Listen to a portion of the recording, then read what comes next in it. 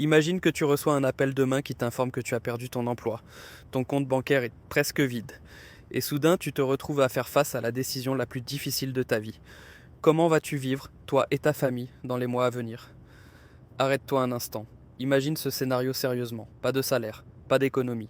Les factures s'accumulent et la pression tombe sur toi de tous les côtés. Comment te sens-tu maintenant? Inquiet, effrayé, impuissant.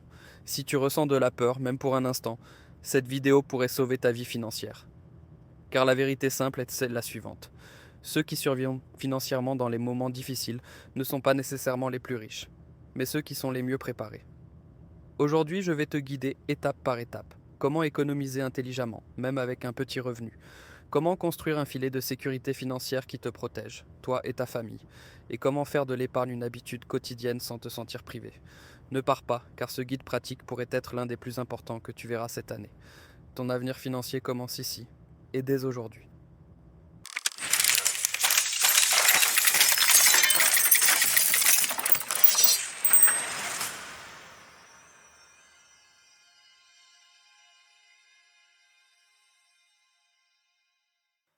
Pourquoi économiser en fait? Avant de parler des chiffres et des comptes, arrêtons-nous à une question fondamentale. Pourquoi économiser? Est-ce que l'épargne est juste une habitude traditionnelle ou un luxe réservé à ceux qui ont de l'argent en trop? Bien sûr que non. L'épargne n'est pas un luxe. L'épargne est la première ligne de défense de ta vie et le moyen de survie lorsque les tempêtes commencent à frapper. Imagine avec moi une crise de santé soudaine nécessitant un traitement coûteux, un accident de voiture qui rend les déplacements presque impossibles sans réparation urgente, la perte soudaine de ton emploi ou de ta source de revenus, des frais scolaires urgents pour ton enfant ou une opportunité éducative à ne pas manquer. Tout cela n'est pas de la fiction, mais des possibilités réelles que n'importe qui peut rencontrer à tout moment. Et la seule différence entre ceux qui survivent et ceux qui échouent est souvent un mot, l'épargne. Mais la vie n'est pas seulement faite de crises, elle est aussi pleine d'opportunités incroyables. Une opportunité d'investissement géniale à un prix qui ne se répétera pas. Une offre alléchante pour acheter la maison de tes rêves à un prix attractif. L'acceptation à une école ou une bourse d'études à l'étranger, nécessitant un financement immédiat. Ou peut-être désires-tu lancer ton propre projet et atteindre l'indépendance financière. Sans épargne. Chaque opportunité que tu vois, d'autres en profiteront, tandis que toi tu resteras spectateur, prisonnier de ton incapacité financière. L'épargne fait la différence entre une personne prête à tout et une personne qui vit chaque jour au bord de l'effondrement. En toute simplicité, sans épargne, chaque crise pourrait devenir une catastrophe et chaque opportunité pourrait devenir une source de regret. L'épargne t'apporte la sécurité psychologique, parce que tu sais que tu as toujours un plan B. La vraie liberté, la liberté de prendre des décisions basées sur tes rêves et ambitions, pas sur la peur du salaire suivant. La tranquillité d'esprit, dormir la nuit en sachant que peu importe ce qui arrivera demain, tu es prêt. Dans un monde rempli de surprises, l'épargne n'est pas une option, c'est une nécessité pour la vie. Combien faut-il économiser chaque mois? Et maintenant, arrivons à la question clé. Combien faut-il économiser chaque mois?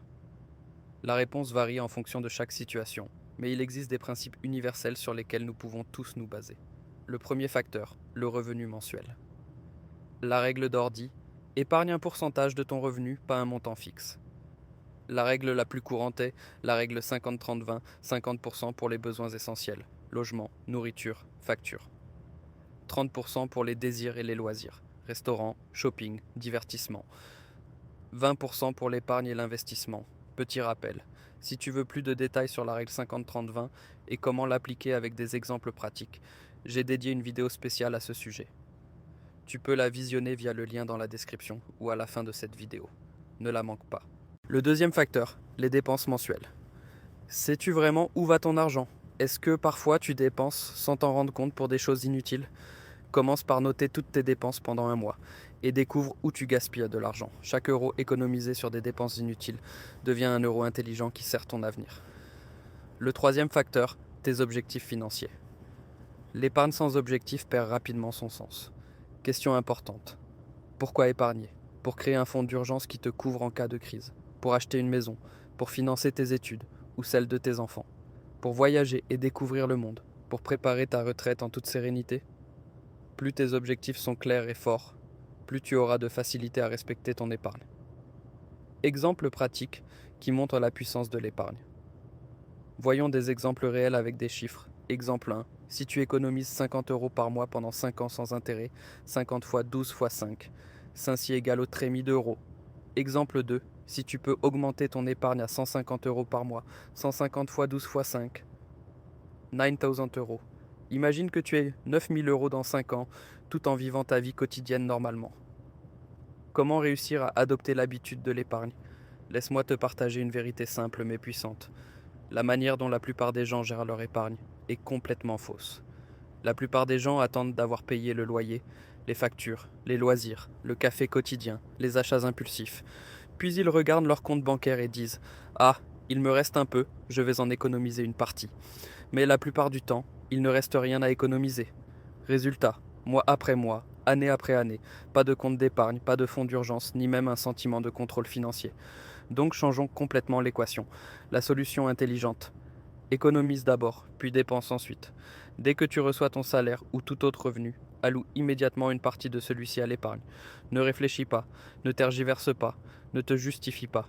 Agis comme si cet argent avait déjà disparu de ton compte, comme si tu payais une facture obligatoire, comme le loyer, comme les factures d'électricité ou d'eau, exactement la même mentalité. Étape pratique pour adopter l'habitude de l'épargne. 1. Ouvre un compte d'épargne séparé de ton compte principal. Ne mélange pas ton argent quotidien avec tes économies. 2.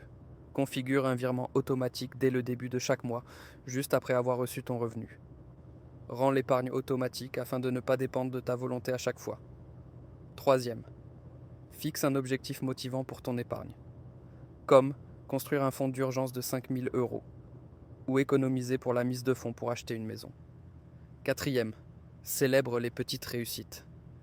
Chaque fois que tu atteins un petit objectif, récompense-toi d'une manière symbolique, sans dépenser trop d'argent évidemment. 5. Rappelle-toi chaque jour, mets un papier près de ton bureau ou de ton lit, épargne aujourd'hui, pour vivre libre demain. Que faire si tu rencontres des difficultés? Affrontons la vérité. Les moments difficiles ne sont pas une possibilité lointaine, ils sont inévitables. Parfois, ton revenu chute brusquement. Parfois, tu as des dépenses imprévues. Parfois, tu as l'impression que tu ne peux même pas couvrir tes besoins essentiels. Alors comment vas-tu épargner au-dessus de cela? Dans ces moments, beaucoup commettent l'erreur fatale. Ils arrêtent complètement d'épargner. Ils se disent « je reviendrai à l'épargne quand mes conditions s'amélioreront ». Mais ce retour ne vient peut-être jamais. C'est pourquoi tu ne dois jamais arrêter d'épargner, quoi qu'il arrive. Même si tu ne peux économiser que 2 €, fais-le. Si tu dois réduire le montant de 4,20% temporairement, ce n'est pas grave, l'important, maintenir l'habitude.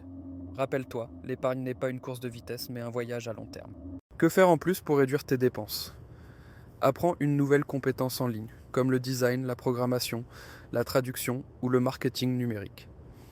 Lance un projet secondaire simple, vendre des produits numériques, offrir des services à petite échelle, enseigner des compétences que tu maîtrises. Cherche des opportunités de travail freelance. Il existe des milliers de petits emplois en ligne. Maintenant, imagine-toi dans 1 an ou 5 ans, tu as un solide compte d'épargne, la tranquillité d'esprit, la liberté de prendre tes décisions sans crainte. Tout cela commence aujourd'hui, avec une seule petite étape. Ne attends pas qu'une crise arrive pour regretter. Commence maintenant, même avec 1 € seulement. Merci d'avoir regardé la vidéo. Si le contenu vous a plu, n'oubliez pas de liker et de vous abonner à la chaîne pour ne pas manquer les prochaines vidéos. On se retrouve dans le prochain épisode.